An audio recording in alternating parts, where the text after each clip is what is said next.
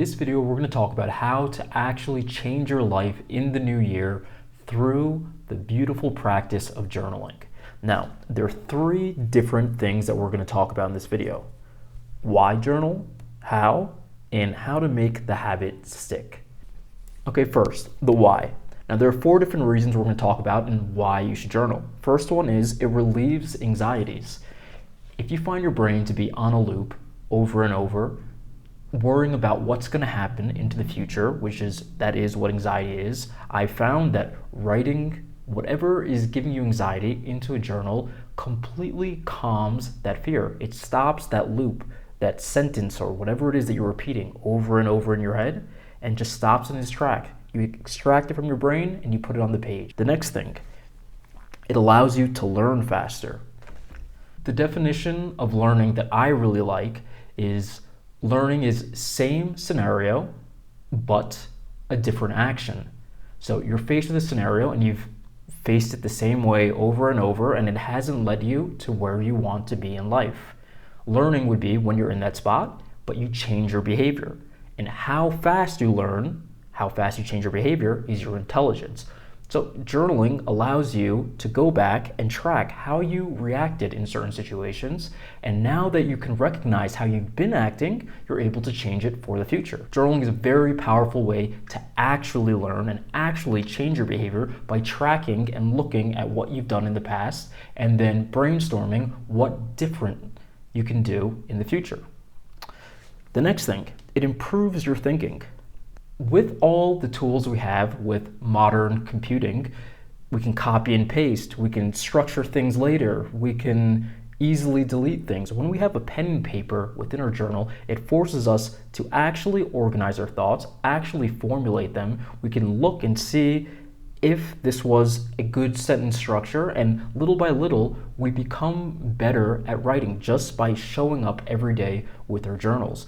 It also forces us to think about different things that have been bothering us. It allows us to even debate with ourselves. Do I believe this opinion? Do I not believe this opinion? Should I go this way? Should I not go this way? So much critical thinking has been removed from our lives through technology, and journaling allows you to learn to formulate your thoughts, practice utilizing language in a longer way than just casual dialogue, and it allows you to have debates and explore ideas with yourself so you can think even better than you do now. Lastly, you can plan for the future.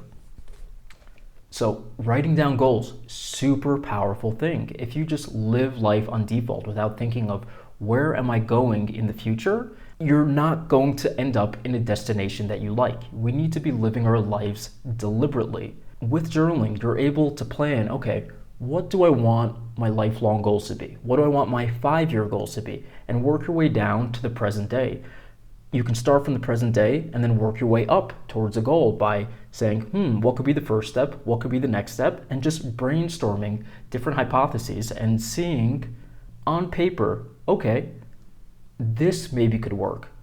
Asking yourself important questions. Is this what I want out of life? Where do I want to be? Do I enjoy this? What intrigues me? What fills me up with joy? Actually planning, learning what you enjoy, and lastly, planning out a different structure and having your goals is, as far as changing your life, one of the most powerful things you can do. Deciding where you want to go and planning to get there. So that's the why you should journal. All right, next, how.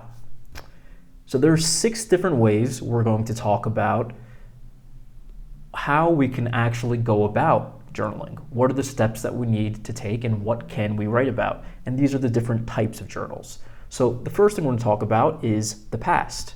We can talk about events from far in our childhood or in our past. You can also just write about your day, what you did in the past day, what you did so far that day, and just fill in your journal with the activities that you've been doing.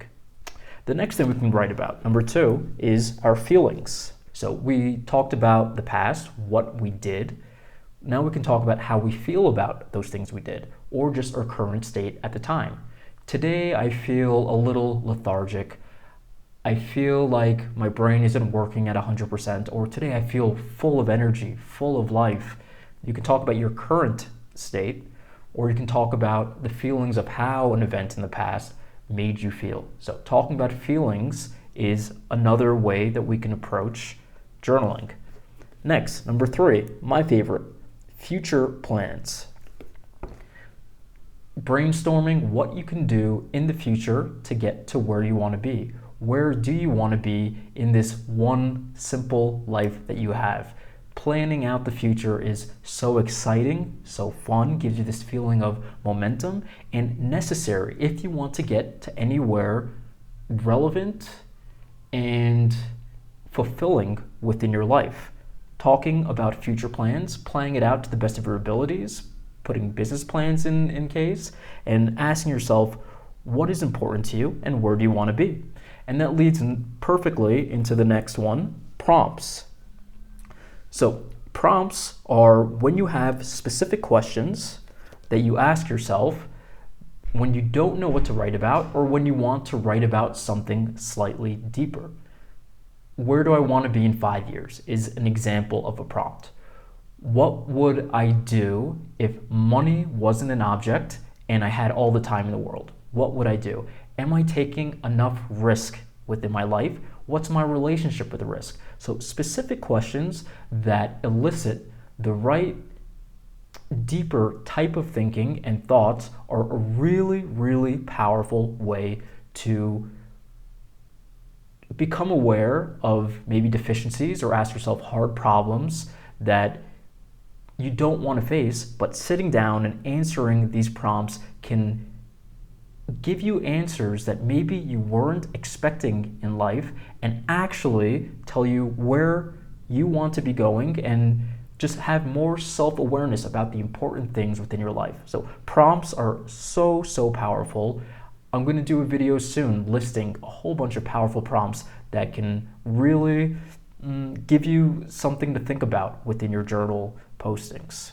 The next thing you can do, research and interests. I've been reading recently about Leonardo da Vinci and his journals, and one thing that really struck me was just how fascinated he was, how outwardly interested he was about everything. He would research how a bird grows within an egg, inflate the lungs of a pig and see how they interact.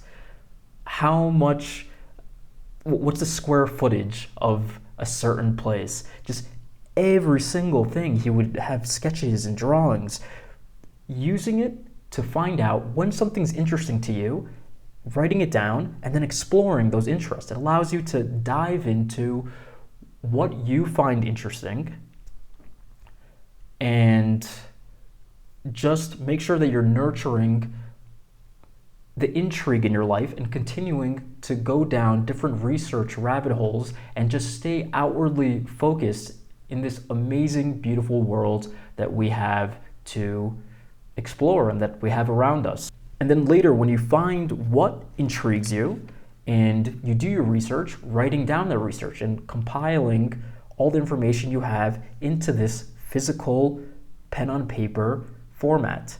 An amazing process. I realize I wrote down 6 and 2 of them are prompts, so 5 total. Scratch that. Okay, what are the different ways we can format our journals now? We have morning pages. Morning pages are when you show up and you write 3 pages daily as a stream of consciousness. The only rule is you're not allowed to stop. You can even write, I don't know what to think about. This is so difficult. Just any single word that comes to your mind, you write it down on the paper, and this can allow you to unlock yourself creatively and to just remove the filter from your brain that so carefully sorts through all the words and just allows you to flow a little bit better within your writing, within your creative creations, and just within life in general. Next thing, we have a catch-all journal. That's the way I like to go about it. A catch-all journal is just a journal that has no specific theme, and anything you want to write, you can in it. You want to write down quotes, you want to write about your past, you want to write about your feelings, you want to write morning pages one day, you want to write research on a specific topic. Allowed to write whatever you feel like writing in whatever order, and you're not too worried about the aesthetics of it or what the theme is of it, or what's the bar for what's deemed to be high quality enough for your journal. You just write anything, whenever, wherever within this journal.